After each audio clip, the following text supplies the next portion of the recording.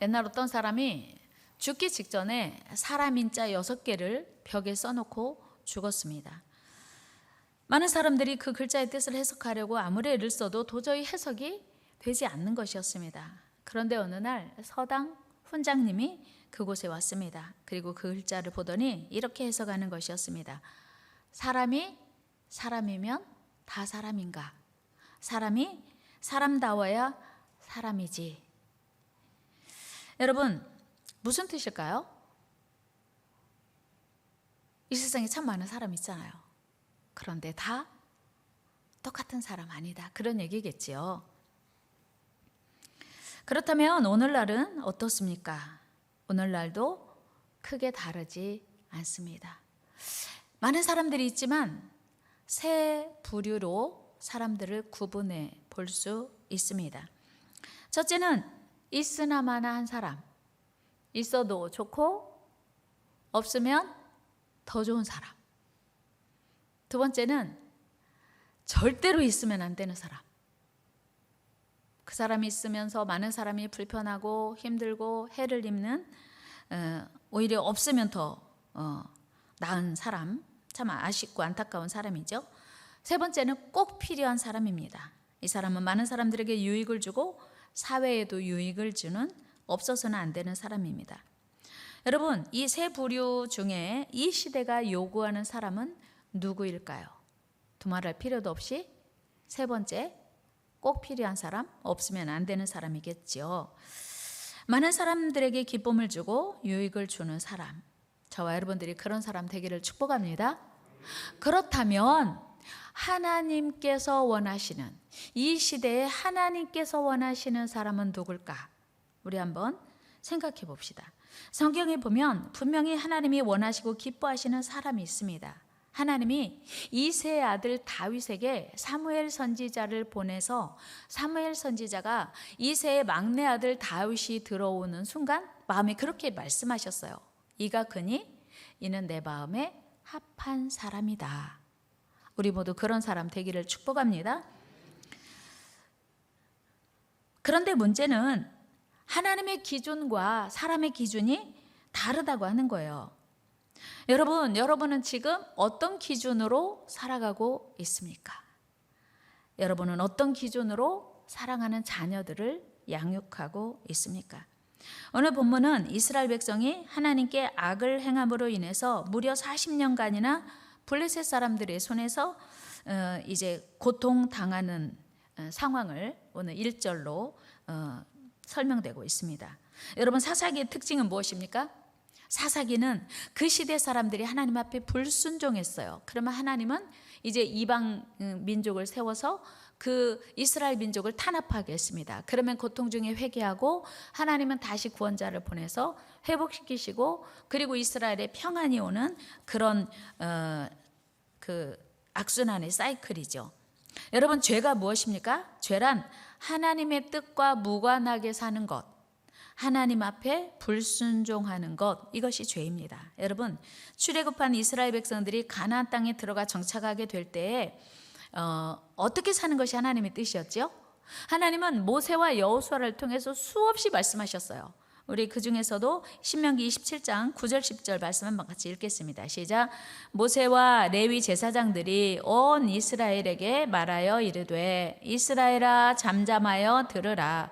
오늘 네가 내 하나님 여호와의 백성이 되었으니 그런즉 내 하나님 여호와의 말씀을 청종하여 내가 오늘 네게 명령하는 그 명령과 규례를 행할지니라. 아멘.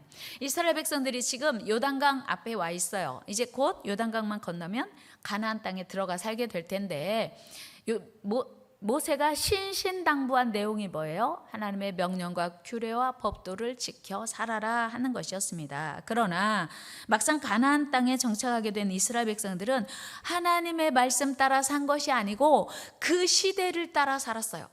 그 시대 상황에 따라 각각 자기 소견에 오른 대로 살았습니다. 우리 사사기 17장 6절 말씀 읽겠습니다. 시작. 그때는 이스라엘의 왕이 없었으므로 사람마다 자기 소견에 오른 대로 행하였더라. 아멘. 여러분, 그때 이스라엘의 왕이 없었다, 이게 보통 중요한 말씀이 아니에요. 이게 그냥 읽고 지나갈 말이 아니에요. 이스라엘의 원래 왕은 누구죠? 이스라엘의 왕이 누구예요? 하나님을 왕으로 섬기기로 시내산에서 조약을 맺었잖아요. 그래서 이스라엘의 왕은 하나님이시고 하나님은 이스라엘 백성들의 하나님이 되기로 약속을 했어요. 언약을 했어요. 그래서 이스라엘 백성이 언약 백성이라고 하지 않습니까? 그런데 가나안 땅에 들어가 살다 보니까 평안해졌어요. 하나님 도움이 별로 없어도 될 것 같아요. 그래서 그 땅에 이스라엘의 왕이 없었으므로 이 말은 엄청난 하나님 앞에 불순종인 거예요. 하나님의 약속을 파기하는 겁니다. 그래서 하나님 그 땅에 왕이 없었으므로 자기 소견에 오른 대로 살았대요. 그런데 사사기에 이게 한 번만 기록된 게 아니에요. 21장 25절에 또 봅시다. 같이 읽어요. 시작. 그때 이스라엘의 왕이 없었으므로 사람이 각기 자기 소견에 오른 대로 행하였더라. 그러니까 하나님은 이스라엘 백성들을 가나안 땅에 보내시면서 분명히 하나님을 왕 삼고 하나님 말씀대로 순종하며 살기를 원하셨어요. 이스라엘 백성들도 아멘 그렇게 하겠다고 동의했습니다. 그런데 막상 그 땅에 들어가서 평안을 누리고 나니까 하나님의 말씀이 싫었어요. 그리고 하나님을 왕으로 모시기 싫었어요. 그래서 자기가 원하는 대로 자기 뜻대로 자기 생각대로 살았다고 하는 거예요. 이처럼 불순종한 이스라엘 백성들에게 우리 하나님은 약속을 어긴 이스라엘 백성들에게 이방 민족을 통해서 극심한 고통 가운데서 살게 하셨습니다. 여러분, 이스라엘 백성들이 하나님을 떠나 대가, 이스라엘 백성들이 하나님께 불순종한 대가는 참으로 처절했습니다. 엄청난 고통을 견디다 못한 이스라엘 백성들은 하나님께 회개하고 부르짖습니다. 그때 우리 하나님은 구원자를 보내요. 그런데 오늘 본문에서는 무려 40년 동안이나 블레셋의 압제를 받았음에도 불구하고 아무도 기도하는 사람이 없었어요. 하나님 도와주세요. 아무도 하나님께 부르짖는 사람이 없었어요. 아무도 하나님께 도움을 요청하는 사람이 없었다고 하는 거예요. 참으로 안타깝기 그지없는 이스라엘 백성들의 모습 아닙니까? 이전까지만 해도 보통 10여 년간만 이방 족속들에게 압제를 받아도 하나님께 회개하고 구원을 호소한 것과는 매우 대조적인 모습입니다. 어떤 이유일까요? 이는 그 당시 이스라엘 백성들의 영적 상태가 얼마나 완악하고 강팍했는지를 보여주는 것입니다. 그들은 죄악에 익숙해지면서 마음이 둔해진 결과 이방으로부터 압제를 받아도 하나님을 찾을 줄 모르는 완악함에 사로잡혀 있었던 거예요. 참으로 안타까운 일이죠. 그럼에도 불구하고 우리 하나님은 그들을 블레셋의 압제로부터 건져주실 계획을 해요. 우리 하나님은 참으로 좋으신 분입니다. 우리 하나님은 선하신 분이에요. 이스라엘 백성들이 하나님께 도움을 요청하지 않았음에도 불구하고 이제 하나님이 스스로 이스라엘 백성들의 구원자를 세우기로 결정하신 겁니다. 우리 사사기 13장 5절 오늘 본문 말씀 읽어봅니다. 시작. 보라, 내가 임신하여 아들을 낳으리니 그가 그의 머리 위에 삭도를 대지 말라. 이 아이는 태에서 나옴으로부터 하나님께 바쳐진 나실인이 됨이라. 그가 블레셋 사람의 손에서 이스라엘을 구원하기 시작하리라 하시니. 아멘. 아들이 없던 마누아의 가정에 이제 아들을 주시겠다고 하시면서 그가 이스라엘의 구원자가 될 것이라고 우리 하나님께서 말씀하시는 겁니다. 그렇습니다. 우리 하나님께서는 당신의 백성이 죄악에 찌들어서 죄악에 빠져서 하나님을 부를 줄도 모르고 회개할 줄도 몰랐음에도 그들을 위해서 구원의 길을 예비하셨습니다. 이런 하나님의 은혜와 사랑이 오늘 우리 모두에게도 동일하게 임할 줄로 믿습니다. 이처럼 삼손은 하나님의 철저한 계획 가운데서 이제 태어났습니다. 삼손의 마누아 부부는 본래 자녀가 없었습니다. 그런데 어느 날 천사가 나타나서 마누아의 아내에게 아들을 낳을 것이라고 알려주었습니다. 그리고 여호와의 사자는 앞으로 태어날 삼손은 어떻게 키워야 하는지를 가르쳐 주었습니다. 그 내용이 삼손은 나실인이요 나실인의 규례는 3가지를 금해야 한다는 것이었습니다. 민수기 6장에 보면 나실인의 규례가 나오는데 나실인에게 금해야 하는 거 3가지요. 첫째는 술, 둘째는 부정한 것. 그 중에서도 시체가 부정한 건데 왜 시체가 부정한 거냐면 죽음, 죄의 싹슨 사망이에요. 그러니까 죄의 결과로 죽음이 오는데 그 죄 때문에 죽은 시체에 만지지 말라, 가까이 가지 말라, 그런 말씀이었어요. 그러니까 그 죄의 결과로 사망이 오는데 죄에 접촉하지 말고 죄에 접근하지 말라는 하나님의 명령이었습니다. 여러분, 우리 하나님께서 나실인으로 구별하신 것은 죄와 구별되어 거룩한 삶을 살기 위함이에요. 여러분, 오늘날 하나님이 믿는 우리가 바로 영적 나실인입니다. 그러므로 우리도 이제 세상 향락을 끊고 죄와 접촉하지 말아야 돼요. 우리 술을 끊읍시다. 크게 한번 해봐요. 술을 끊읍시다. 목사님 술도 안 마시는데 무슨 술? 술이 자연스럽게 죄와 연결되기 때문에 세상 향락, 정욕 이걸 다 끊으라고 하나님이 하시는 거예요. 그리고 세상 죄를 어떠한 다른 종류의 죄도 다 멀리해야 돼요. 그리고 머리를 자르지 말라고 하는 건 무슨 뜻이냐? 머리카락 자르는 게 무슨 그렇게 대수냐 생각할 수 있지만 머리는 주권을 상징해요. 그러니까 네 스스로 판단하고 결정해서 이제 모든 일을 하지 말고 머리카락을 삭도를 대지 말라, 머리를 자르지 말라고 하는 건 모든 주권이 하나님께 있다. 하나님이 원하시는 대로 살아라 라고 하는 거예요. 여러분, 하나님이 여러분의 주인이심을 믿습니까? 하나님이 여러분 주인이십니까? 그렇다면 하나님이 여러분들을 주장하시도록 전권을 위임하고 있습니까? 그렇게 되기를 축복합니다. 그런데 나실인 삼손은 어떻게 살았습니까? 삼손은요, 어마어마한 하나님의 기대와 하나님의 계획을 한 몸에 받고 태어났습니다. 그러니까 이스라엘을 구원할 사명자로 태어난 겁니다. 그런데 삼손은 하나님의 뜻, 하나님의 말씀, 그리고 자기 사명에 충실하지 않고 이제 삼손은 사사시대의 가치관을 따라서 그 시대의 흐름에 따라서 살았습니다. 하나님의 뜻과는 아주 거리가 먼 삶을 살았습니다. 더 나아가서 이방 여인인 블레셋 여인과 결혼하려고 했습니다. 당시 삼손이 거주했던 소라 땅은 블레셋 사람들이 거주하던 해안 평야 지대와 가까운 곳이었습니다. 당연히 삼손은 블레셋 사람들의 압제로 인해서 그들을 향한 깊은 적개심을 품고 있기는 했지만 다른 한편으로 자기도 모르게 그들의 문화와 그들의 가치관을 배우게 된 거예요. 보고 듣고 이제 영향을 받게 된 겁니다. 자신도 모르게 그들의 문화에 물들게 되었습니다. 맹모 삼천지교, 여러분 잘 아시죠? 무엇을 보느냐, 듣느냐, 배우느냐가 그렇게 인생을 바꾼다고 하는 거. 그런데 이제 삼손도 역시 그 블레셋과 같이 살다 보니 블레셋의 문화에 물들어 있었다고 하는 거예요. 사랑하는 여러분, 여러분은 요즘 무엇을 보고 생활하십니까? 여러분의 자녀들은 요즘 어떤 문화에 물들어 있습니까? 어릴 적부터 자연스럽게 접하게 되는 것은 너무나 중요합니다. 우리는 자녀들에게 신앙을 심어주고 말씀을 심어주고 기도를 가르쳐야 돼요.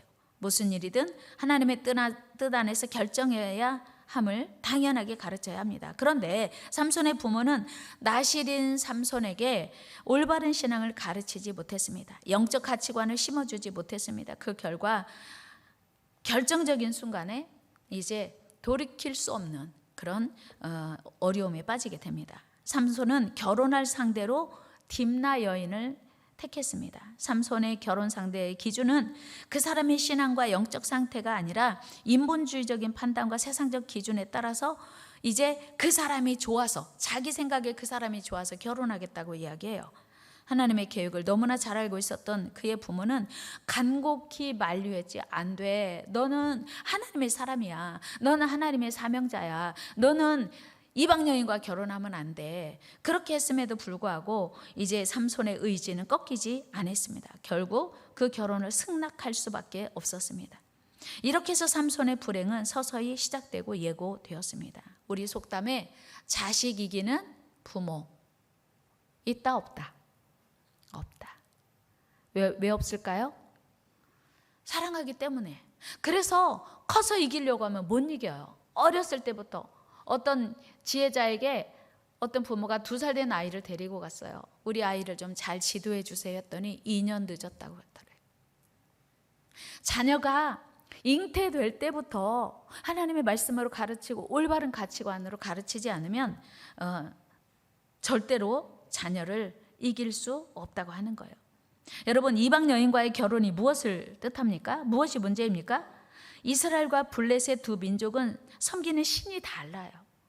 생활 방식이나 생각도 사상도 전혀 다릅니다. 결국 삼손은 잘못된 결혼으로 인해서 비극적인 인생이 되고 맙니다. 여러분, 결혼은 단순히 두 사람의 결혼이 아니에요. 두 가문의 결합이요, 두 사람이 섬기고 있는 신의 결합이에요.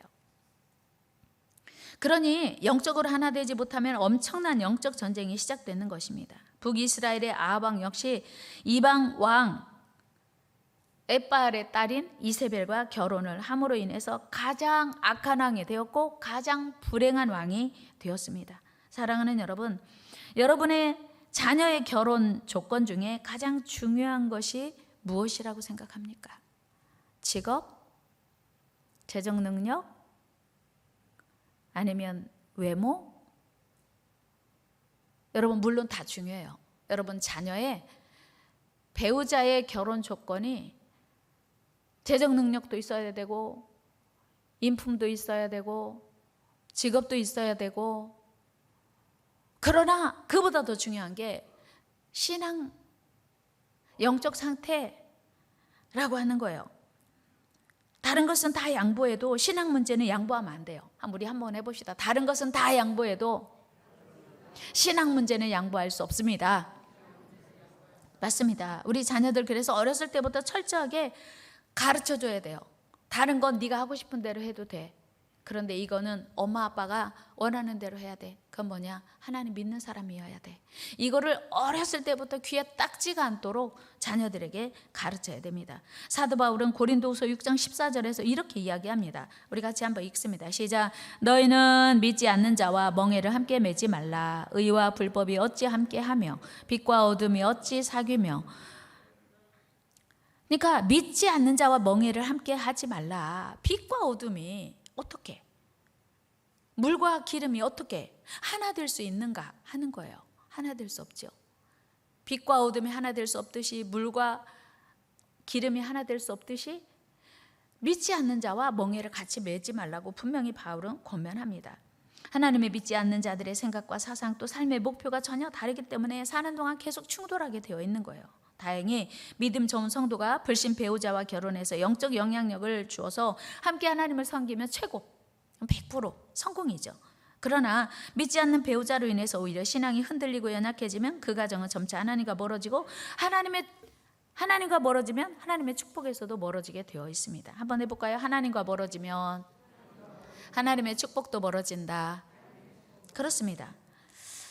그런데 오늘 삼손의 모습이 더더욱 우리로 하여금 안타깝게 하는 것은, 첫 번째 결혼에 실패한 삼손이 두 번째도 블레셋 여인인 기생에게 들어갑니다. 여전히 하나님 앞에 돌아올 생각을 하지 못한 채 세상과 죄에 묶여 사는 삼손의 모습입니다. 여러분, 우리가 하나님을 멀리하고 불순종하고 하다가 어려움 만나면 빨리 하나님 앞에 돌아와야 돼요. 하나님을 멀리하다가 어려움 만나면 빨리 하나님 앞에 돌아와야 된다. 시작. 불순종하다가 하나님을 멀리하다가 어려움을 만나면 빨리 하나님 앞에 돌아와야 된다. 시작. 불순종하다가 시작. 네. 불순종하다가 어려움을 만나면 빨리 하나님 앞에 돌아와야 돼요. 그런데 삼손은 그것이 어려움인지도 모르고 왜 그런 일들이 일어나는지도 모르는 거예요. 그 능력 많은 삼손이 이제 다시 이제 블레셋 지방인 가사로 내려가서 한 기생에게 들어갑니다. 이 사실이 블레셋 사람들에게 알려지자 삼손을 죽을 위기에 처하게 되죠. 그러나 삼손은 가까스로 그 위기를 모면합니다. 여러분, 이쯤 되면 삼손은 정신 바짝 차리고 하나님께 돌아와 하나님의 도우심을 구하고 자신의 사명을 감당하며 살아야 했습니다. 그런데 삼손은 세상을 완전히 버리지 못해요. 이게 죄의 끈질김이에요. 죄의 지속성이에요. 죄의 연속성이에요. 죄는요, 예수님을 시험했던 마귀도 한 번에 끝나지 않고 두 번, 세 번 지속적으로 예수님 시험했던 것처럼 이 삼손을 죄로 묶은 어둠은 하나님께 돌아올 가능성조차 허락하지 않습니다. 그래서 이제 죄를 완전히 떠나지 못하고 다시 소래 골짜기에 사는 들릴라와 사랑에 빠지게 됩니다. 삼손은 블레셋 사람들이 사주를 받은 들릴라의 유혹을 이기지 못하고 마침내 여러분, 성경 읽다 보면요, 정말 이렇게 답답할 수가 있을까 하는 만큼 그 들릴라의 유혹이 집요해요. 그리고 삼손을 멸망하기로 작정한 것을 알 수 있어요. 그런데 삼손은 깨닫지 못합니다. 그리고 마침내 이제 그의 힘의 근원을 밝히게 됩니다. 그는 머리카락을 밀리우고 모든 힘을 잃어 블레셋 사람의 포로가 됩니다. 여러분, 아무리 하나님의 큰 계획과 기대 가운데 태어난 사람이라 할지라도 하나님을 멀리 떠나고 죄 가운데 빠져 살면 죄가 그를 놓아주지 않는 것을 우리는 삼손을 보면서 확인할 수 있습니다. 마침내 삼손은 죄의 포로가 되고 블레셋의 포로가 되어 두 눈을 뽑힌 채 놋줄에 묶여 맷돌을 돌려야 하는 처량하고 불쌍한 신세로 전락하고 말아요. 사사기 16장 21절 같이 읽겠습니다. 시작. 블레셋 사람들이 그를 붙잡아 그의 눈을 빼고 끌고 가사에 가서 놋줄로 매고 그에게 옥에서 맷돌을 돌리게 하였다. 여러분, 이스라엘을 구원할 사사 삼손이 블레셋 사람들에게 오히려 이제 조롱거리가 된 모습, 얼마나 하나님의 자존심이 구겨지고 이스라엘 민족의 자존심이 구겨지는 순간입니까? 얼마나 개인적으로도 가정적으로도 민족적으로도 부끄럽고 수치스러운 일입니까? 여러분, 눈은 사람의 몸의 등불이라고 하지 않습니까? 그런데 두 눈을 잃는다라고 하는 것은 혼자 힘으로는 아무것도 할 수 없는 암흑 속에 처해짐을 뜻합니다. 그렇다면 그 엄청난 힘을 가졌던 삼손이 장님이 되어 자기 자신도 돌보기 어려운 형편으로 전락한 이유 무엇입니까? 그것은 바로 자기를 이 세상에 보내신 하나님께 눈을 돌리지 않고 세상에 눈을 돌리고 죄의 눈을 돌리고 이제 정욕의 눈을 돌린 결과로 말미암아 영적인 안목이 스스로 흐려진 데 있었습니다. 그는 육적인 장님이 되기 전에 먼저 영적인 장님이 되어 있었어요. 같이 해봅시다. 육적인 장님이 되기 전에 영적인 장님이 되어 있었다. 대단히 중요한 말씀이에요. 삼손은요, 육적인 장님이 되기 전에 영적인 장님이 되어 있었어요. 사랑하는 여러분, 영적인 눈이 열리기를 주의 이름으로 축복합니다. 영안이 열려야 돼요. 그래서 다윗은요, 하나님 앞에 나의 눈을 밝혀달라고 기도했어요. 우리 시편 13편 3절 다윗의 기도 읽어봐요. 시작. 여호와 내 하나님이여 나를 생각하사 응답하시고 나의 눈을 밝히소서. 두렵건대 내가 사망의 잠을 잘까 하오며. 여러분, 영적인 눈이 떠지기를 축복합니다. 지금 눈 감고 계신 분도 다 뜨시기를 축복합니다. 육적인 눈 감기기 전에 뭔 눈이 감겼다고요? 영적인 눈이 먼저 감긴 거예요. 여러분, 사랑하는 저와 여러분들, 오늘 우리의 시선은 어디에 고정되어 있습니까? 오늘 우리의 관심은 어디에 고정되어 있습니까? 오늘 여러분의 시선 하나님께 있습니까? 그렇게 되기를 축복합니다. 오늘 여러분의 관심이 혹시 세상에 있습니까? 오늘 여러분의 시선이 하나님께로 돌아오는 복된 시간 되기를 축복합니다. 우리가 하나님의 자녀입니다. 여러분, 하나님을 사랑하십니까? 여러분, 하나님의 자녀 맞습니까? 그렇다면 내가 하나님의 자녀요, 또 내가 사랑하는 자녀들이 하나님의 자녀라고 한다면 우리 삶의 모습이 삼손과 같은 눈을 갖고 있지는 않은지 이 시간 스스로 점검해 봐야 돼요.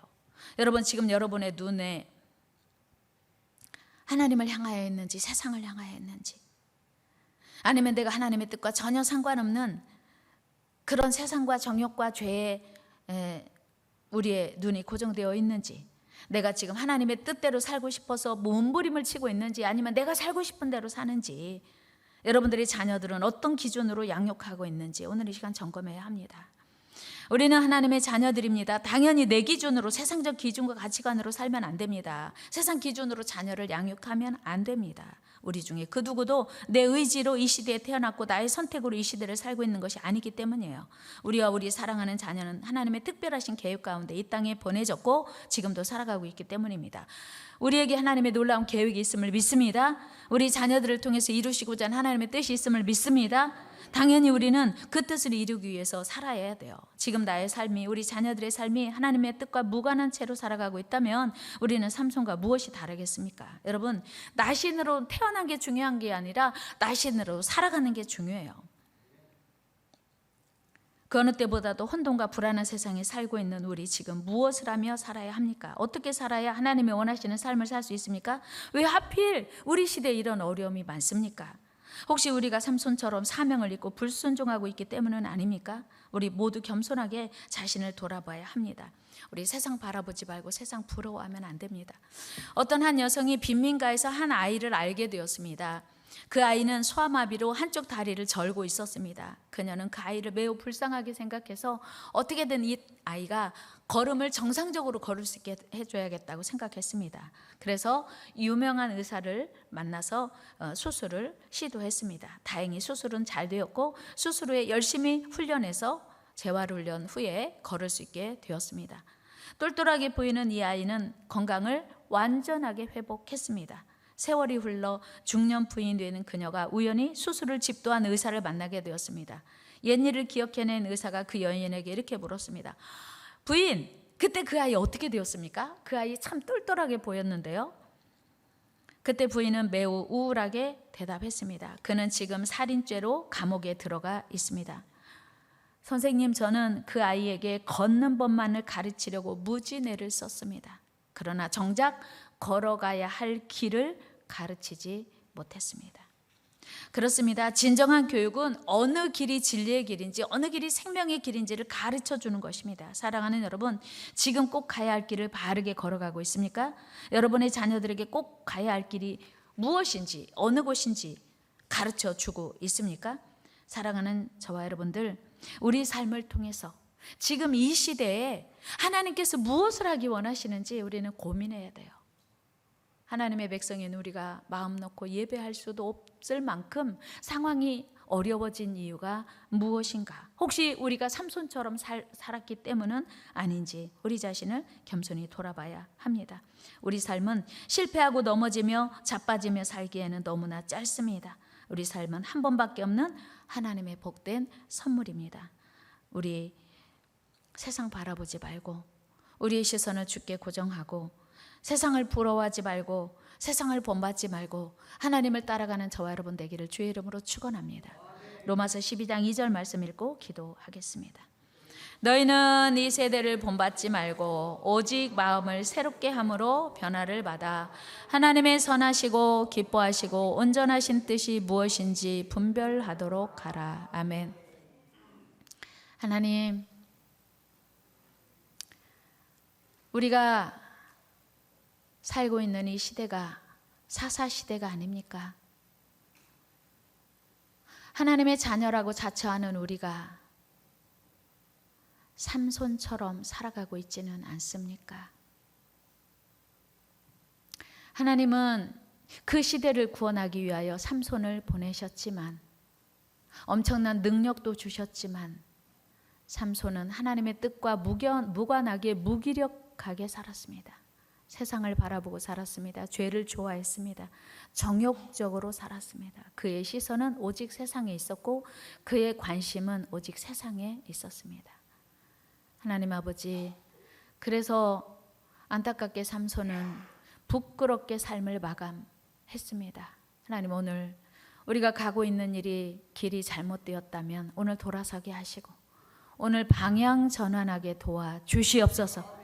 우리를 향하신 하나님의 뜻을 이루며 사는 우리와 우리 자녀 세대가 되도록 하나님 도와주옵소서. 하나님, 이 땅을 불쌍히 여겨주시고 예수 믿는 사람이 이렇게 많은데 예수 믿는 사람이 잘못 산 거 용서하여 주시고 하나님 마음껏 예배하며 하나님의 뜻대로 순종하며 사는 우리의 삶이 되도록 축복하여 주옵소서. 우리 삶의 주인이신 우리 주 예수님의 이름으로 감사하며 기도드리옵나이다. 아멘.